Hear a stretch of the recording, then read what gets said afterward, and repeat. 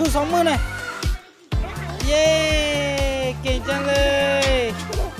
เก่งมากๆครับเอาปมมือให้ตัวเองหน่อยปมมือให้ตัวเองหน่อยลูกลูก ก็ดูหน่อย ปมมือหน่อยปมมือหน่อย นั่งลงสิ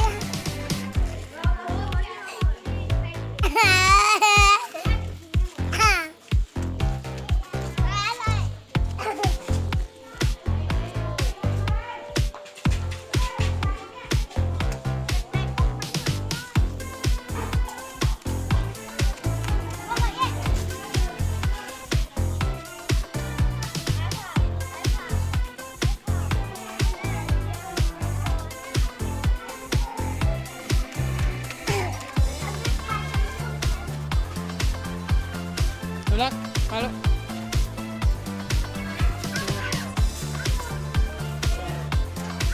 ลงมาเลยลง